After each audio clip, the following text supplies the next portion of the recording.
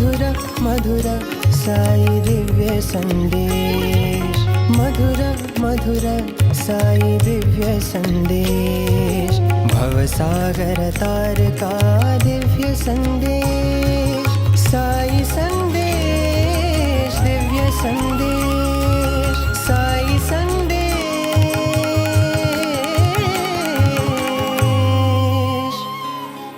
दिव्य संदेश।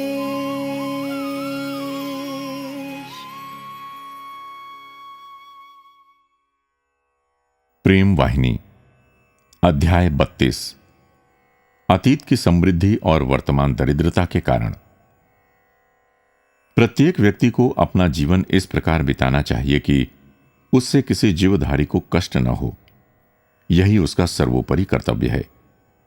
यह भी प्रत्येक का मुख्य कर्तव्य है कि जिसे ये मानव शरीर प्राप्त हुआ है, कुछ समय और शक्ति बचाकर समय अनुसार प्रार्थना, भगवान नाम जप और ध्यान इत्यादि में लगाए और अपना जीवन ऐसा ढाल ले कि वो सदाचार, धार्मिकता और परोपकार सेवा कार्यों से भरा पूरा रहे। एक शांति का जीवन हो। जिस प्रकार व्यक्ति अग्नि स्पर्श और काले नाग के स्पर्श हो जाने से भयभीत रहता है, ऐसे ही उसे पाप कर्म और दूसरों को कष्टदायक कार्यों से भयभीत रहना चाहिए।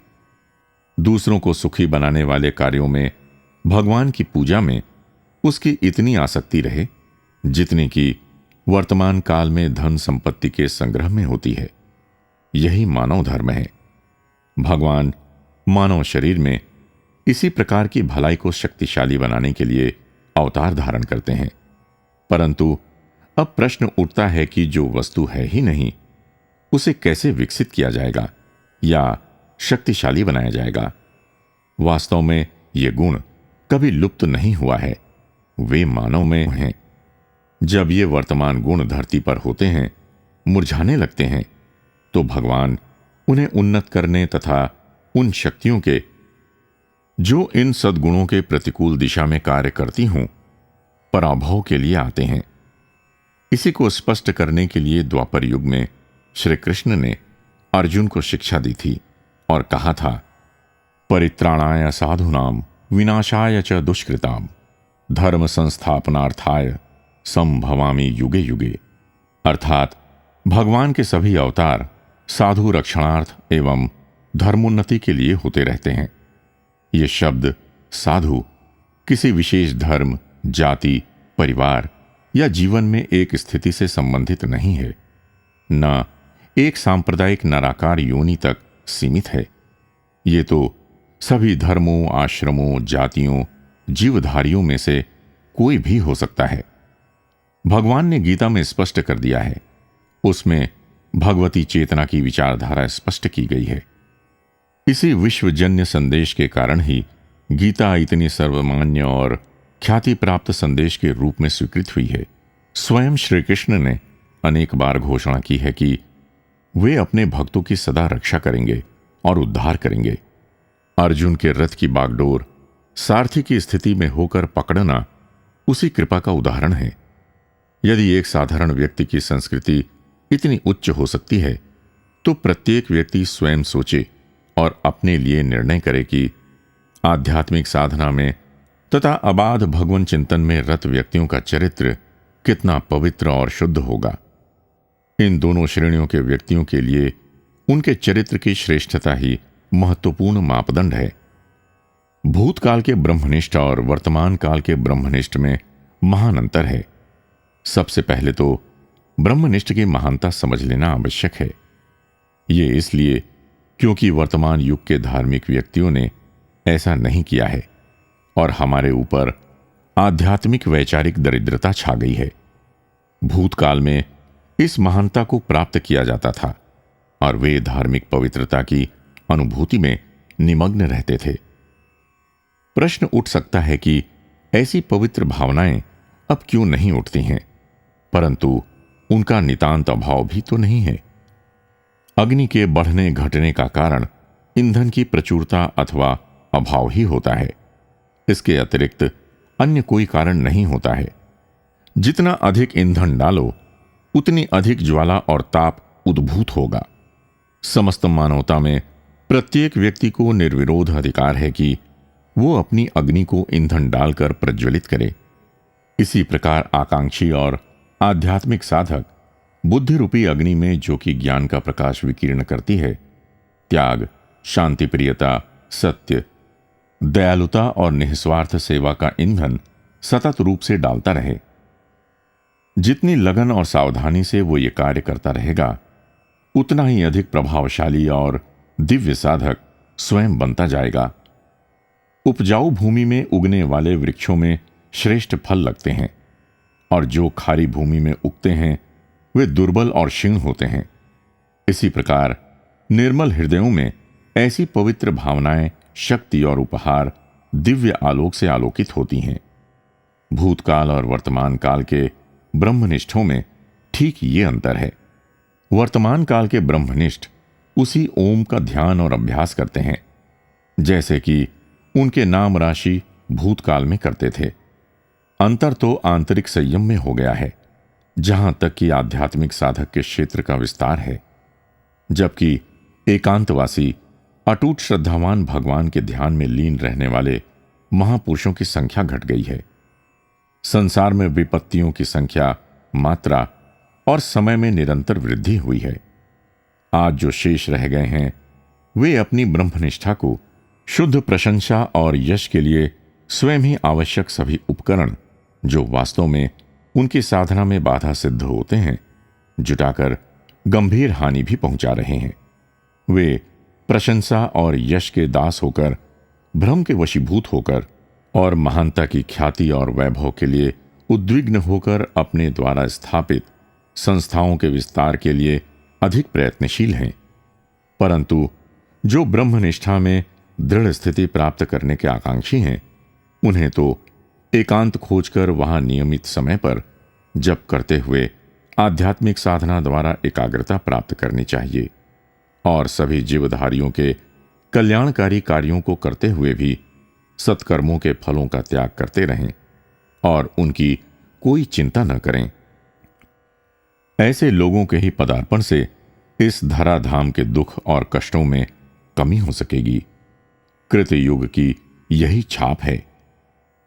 जैसे इस संसार में दयालु हृदय चिकित्सक यंत्र तंत्र औषधालय अस्पताल चलाकर बीमारों की सेवा करते हैं, यदि धार्मिक महात्मा लोगों के आश्रम भी इसी प्रकार यत्र तत्र बिखरे पड़े हों और वे महात्मा इस जन्म मृत्यु व्याधि की चिकित्सा और आरोग्य प्रदान करने में दक्ष हों, तो लोग अज्ञान, आसक्त, अनैतिकता और आत्मश्लाघा की व्याधियों से छुटकारा पा सकते हैं।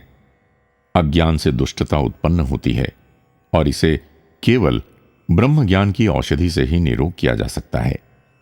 अन्य सहायक दवाएं जैसे शांतम, शम, दम इत्यादि का सहारा भी लिया जाता है।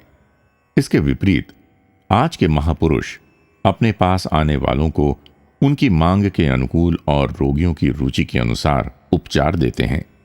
इस प्रकार वे अपने अनुयायियों के हाथों में स्वयं ही यंत्र बन जाते हैं, क्योंकि उन्हें स्वयं ही नाम और यश की प्राप्ति की उत्कट आकांक्षा होती है। वे बनते तो डॉक्टर हैं, परंतु अपने रोगियों की तानाशाही के वे शिकार हो जाते हैं। ये तथाकथित महापुरुष विनाश के गहरे गर्त में स्वयं आनंद का आस्वादन करने के पूर्व ही गिर जाते हैं। ऐसा केवल अपनी मूर्खताओं, दुर्बलताओं, नाम और यश प्राप्ति लिप्सा की धूर्तता के कारण ही होता है। आधुनिक निर्धनता का प्रमुख कारण यही है कि वर्तमान काल के साधु और महापुरुषों ने इस तथ्य को समझा ही नहीं है और न इस पर आचरण ही करते हैं। वो पवित्र ज्ञान तो साक्षात्कार द्वारा अनुभव किया जाना चाहिए। व्यक्ति की स्वार्थपूर्ण आवश्यकताओं का बलिदान किया ही जाना चाहिए। परोपकार करने का सतत प्रयत्न करते रहना चाहिए। व्यक्ति को विश्व कल्याण के लिए इच्छुक होना चाहिए। इन सब भावनाओं से पूरित हृदय से व्यक्ति को भगवान का ध्यान करना चाहिए। सही मार्ग यही है। यदि सत्तारूढ़ व्यक्ति और महापुरुष इस प्रकार मानवता की सेवा में जुट जाएं और विश्व कल्याण के उन्नायक हों, तो घृणा, घमंड, ईर्ष्या, द्वेष और अभिमान तथा कामुकता रूपी चोर मानवों के मन पर आक्रमण न कर सकेंगे। मानव की दैवी संपत्ति जैसे धर्म, दया, सत्य, प्रेम, ज्ञान और अनुभव हानि से सुरक्षित रहेंगे। पुलिस और प्रशासन तो बाहरी शत्रुओं को ही पराजित कर सकते हैं। उनमें इन आंतरिक शत्रुओं का नाश करने की कोई शक्ति नहीं होती है। वे इस कार्यभार को असंभव बतला देंगे। वे उस क्षेत्र के अधिकारी हैं भी तो नहीं। आंतरिक षड्रिपु जो मानव के अंदर ही कुचक्र रचते रहते हैं, उनका मूलोच्छेदन सत्पुरुषों की शिक्षा, भगवत प्रेम और भगवत ज्ञान, धर्मात्मा और महात्माओं की सत्संगति से ही हो सकता है। जिस प्रकार यदि पुलिस और प्रशासकगण जो कि चोरों का दमन करने के लिए उत्तरदायी हैं, चोरों पर ही निर्भर करने लग जाएं, तो परिणामतः संसार को दुष्टों के द्वारा कष्ट भोगना ही पड़ेगा। इसी प्रकार यदि ब्रह्मनिष्ठ और महापुरुष साधु विश्व कल्याण का मार्ग त्याग कर इंद्रिय भोगों तथा नाम और यश की महत्वाकांक्षा के शिकार हो जाएं, तो संसार और अधिक अज्ञान के अंधकार में डूब जाएगा और धर्म की अवनति होती जाएगी। अब दोनों का ही वर्णन हो गया है, इसलिए संसार में कष्टों, दुखों और शोकों की वृद्धि हो रही है। जिस दिन ये दोनों दल सही दृष्टिकोण अपना लेंगे और विश्व कल्याण की, सभी के कल्याण की भावना हृदय में रखकर भगवान सर्वशक्तिमत्ता पर विचार करेंगे, उसी दिन समूचे विश्व में शांति और आनंद की बाढ़ आ जाएगी। ये दोनों ही मानव के दो राज्यों की दो सरकारें हैं। आध्यात्मिक गुरुजन तो आंतरिक क्षेत्र के शासक हैं, प्रशासनिक अधिकारीगण बाहरी राज्य के शासक हैं। यदि ये दोनों दल उचित ढंग से कार्य करें और निर्देश दें, तो दोनों राज्य आनंद और सुख के उत्पादन के लिए कार्य करेंगे। इसलिए वर्तमान दुखों को उत्पन्न करने का अपराधी दोनों को ही समान रूप से मान लेना चाहिए। ऐसे ही अवसरों पर भगवान सभी राज्यों की प्रसन्नता को सुनिश्चित करने, अज्ञान और अन्याय का दमन करने का निश्चय करते हैं। इसी को स्पष्ट करते हुए भगवान ने गीता में घोषणा की है, यदा यदा हि धर्मस्य ग्लानिर्भवति भारत अभ्युत्थानम् धर्मस्य तदात्मानं सृजाम्यहम्। हे भारत, जब कभी धर्म का ह्रास और अधर्म का उत्कर्ष होता है, तभी मैं अवतार लेता हूं। सच कहा जाए तो भगवान के अवतार के लिए महात्माओं की प्रार्थनाएं निमंत्रण का कार्य करती हैं। बाहरी जगत में जब प्रजागणों को कोई सुविधा या सहायता की आवश्यकता होती है, वे शासकों तक पहुंचा करते हैं और अपनी प्रार्थना निवेदन करते हैं। इसी प्रकार आंतरिक राज्य में भी जब भक्तिदान, शांति और सत्य को प्राप्त करने की संभावना नहीं रहती है, तो महात्मा और सज्जन जो इन्हें प्राप्त करना चाहते हैं, वे अपने अंतर्यामी से इनके लिए प्रार्थना करते हैं। तब उनकी पुकार सुनकर वे भगवान स्वयं इस संसार में आकर अपनी कृपा की उन पर वर्षा करते हैं। ये तथ्य सर्वविदित है। क्या राम और कृष्ण ने इसलिए अवतार नहीं लिया कि भगवान ने ऋषियों की प्रार्थना की सुनवाई की? रामायण और भागवत में अनेक पाठकों ने यह पढ़ा है। क्यों रामकृष्ण परमहंस ने, यद्यपि वे स्वयं दिव्य जन्म वाले थे, काली से प्रार्थना की कि वो ऐसे किसी को उनके पास भेजें जो संपूर्ण विश्व में उस धर्म का प्रचार कर सके जिससे अन्याय और स्वार्थपरता का अंत हो जाए? जिन्होंने उनका जीवन चरित्र पढ़ा है, वे सब इसको जानते हैं। इस प्रकार प्रार्थनाएं तो बारंबार की जानी चाहिए, जिससे कि कार्य संपन्न हो। किसी को भी निराश होकर प्रार्थना करना बंद नहीं करना चाहिए कि भगवान का अवतार तो प्रार्थना से हुआ ही नहीं, अतः प्रार्थना व्यर्थ हो गई। बाहरी दुनिया में भी व्यक्ति को कितनी बार लिखना पड़ता है और कितने चक्कर अपने काम के लिए काटने पड़ते हैं, और कदाचित अंत में तब भी सफलता हाथ नहीं लगती है। अब आत्मा की आकांक्षा का परिणाम कैसे जाना जाए? क्योंकि ये जाना नहीं जा सकता, तो फिर जब तक संसार में सुख शांति की स्थापना न हो, प्रार्थना तो करते ही रहना है। संसार में सुख शांति का होना ही इसका द्योतक है कि वे यानी भगवान आ गए हैं। यदि यह फलितार्थ सत्य है, तो फिर अवतार को तत्काल पहचाना जा सकता है। तब तो सत्य, दया, ज्ञान और प्रेम के धर्म उन्नत होंगे और फैलेंगे। अतः जब तक ये दृढ़तापूर्वक जड़ न जमा लें, लोगों को अपनी प्रार्थना जारी रखना चाहिए। ये लोगों का अपना कर्तव्य भार है। धर्मात्माओं और महात्माओं ने जिस राजमार्ग का निर्माण किया है, उसकी देखरेख और जप तप मरम्मत भी तो होती रहे।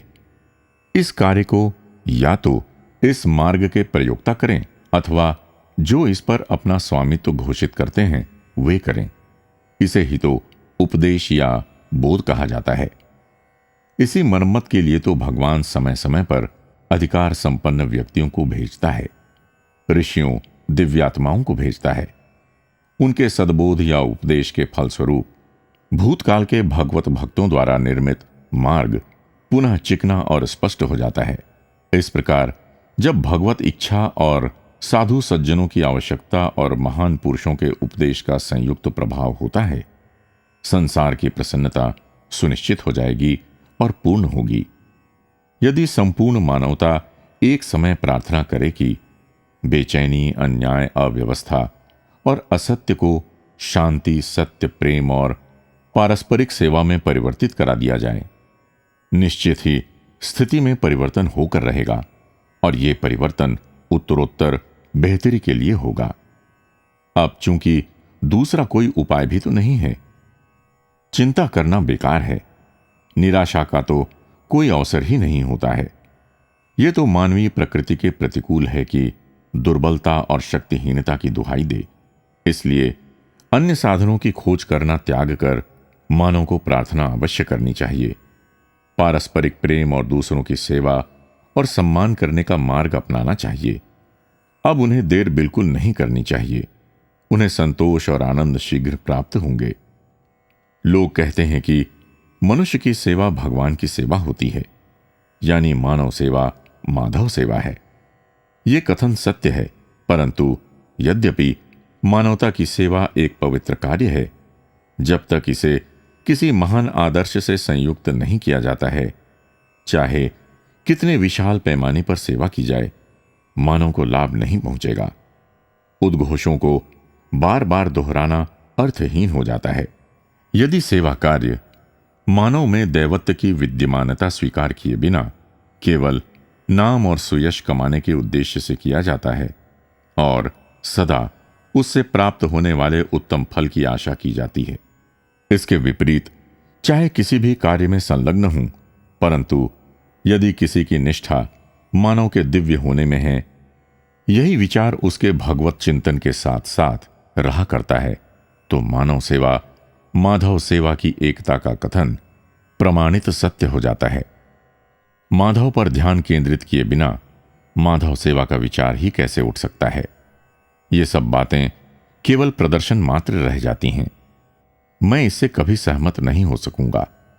इसके अतिरिक्त जो कुछ भी भगवान को स्मरण करते हुए धर्मानुसार सत्य पथ पर आरूढ़ रहते हुए जो कुछ किया जाता है, उसे भगवान की सेवा ही मानना चाहिए, और जो कुछ फलाशक्ति के साथ नाम और यश के लिए किया जाता है, उसे माधव सेवा नहीं कहा जा सकता। वास्तव में जो अबाध रूप से भगवत चिंतन में लीन रहते हैं, उन्हें इसके अतिरिक्त अन्य कोई कार्य करने की कोई आवश्यकता नहीं है। उनके भजन पूजा के पुण्य से समस्त विश्व का कल्याण हो सकता है, परंतु सभी तो ऐसा जीवन नहीं बिता सकते हैं। इसलिए सभी को उस स्थिति तक अपने मन को पवित्र बनाते हुए, अपनी योजनाओं को घटाते हुए पहुंचने की तैयारी का प्रयास करना चाहिए। जिन साधु जनों को यह स्थिति प्राप्त हो चुकी है, वे स्वयं अपने लिए साक्षात अनुभव प्राप्त कर सकते हैं। अन्य लोगों को मानव सेवा की एकता की अनुभूति नहीं हो सकेगी। इसका अर्थ नहीं है कि व्यक्ति ये सोचकर कि भाग्य में जो बदा है, पिछले जन्मों में जैसा कुछ कर आए हैं और अब तो साधना करते हैं, उसी के अनुसार होगा, चुपचाप निश्चेष्ट होकर बैठ जाएं। जब तक वो स्थिति नहीं प्राप्त होती है, जप ध्यान करते रहो, जिससे मन भावनाओं की चंचल लहरों से मुक्त हो जाए और ध्यान की दिव्य आकृति से पूर्ण हो जाए। साथ ही परोपकार के कार्यों को भी करते रहो। अपना समय संसार की सेवा में लगाओ और इस कार्य से किसी परिणाम या फल की आशा मत करो। इसी प्रकार तुम्हारा जीवन धन्य हो जाएगा। इसके विपरीत चाहे तुम्हारा शरीर निष्क्रिय रहे, मन अत्यंत सक्रिय हो उठेगा और वो अपनी इच्छानुसार चिंतन में व्यस्त रहेगा। ऐसे व्यक्ति ही कर्म बंधन में पड़ जाते हैं, भले ही वे शारीरिक रूप से कुछ भी न करें। जब व्यक्ति का मन भगवत चिंतन में व्यस्त रहता है, सत्य के अन्वेषण में तत्पर होता है, भले ही उनके शरीर और इंद्रियां संसार के सेवा कार्यों में व्यस्त रहें, वे उनसे प्रभावित न होंगे। यद्यपि वे कर्म करते हैं, फिर भी वे अकर्ता हैं। भगवत गीता की शिक्षा इसी में निहित है। उस व्यक्ति का हृदय जो अपने मन को पवित्र विचारों के उत्पादन में नहीं लगाता है, निश्चय ही दुष्टता और बुराइयों की खान बन जाएगा। इसे तो उन्हें मन में सदा स्मरण रखना चाहिए जो मोक्ष प्राप्ति की महत्वाकांक्षा रखते हैं, एकाग्रता प्राप्त करना चाहते हैं और जो महान बनने की आशा करते हैं।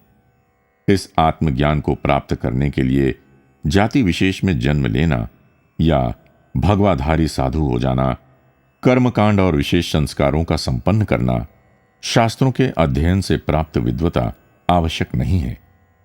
ब्रह्मनिष्ठा ही एकमात्र मापदंड है। उपनिषदों में भी इसी को दोहराया गया है।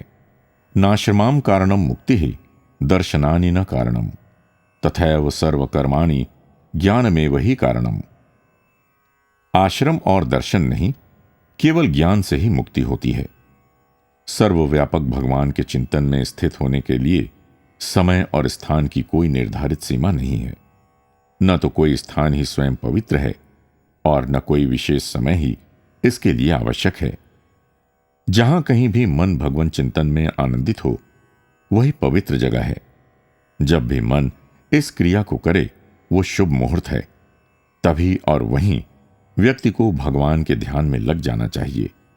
इसलिए यह पहले ही घोषित किया जा चुका है, न काल नियमो यत्र न देशस्य स्थलस्य च यत्रास्य रमते चित्तम तत्र ध्यानेन केवलम। भगवान का ध्यान करने के लिए कोई समय या स्थान नियमानुसार निर्धारित नहीं किया गया है।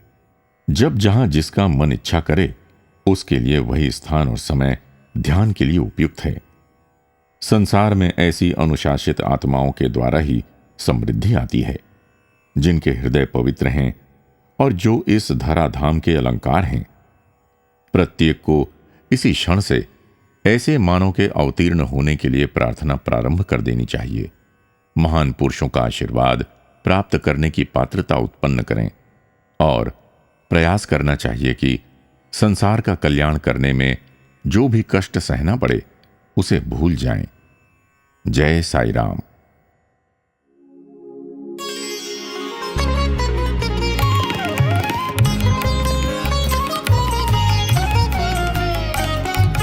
मधुर मधुर साई दिव्य संदेश, मधुर मधुर साई दिव्य संदेश, भवसागर तार का दिव्य संदेश, साई संदेश दिव्य संदेश।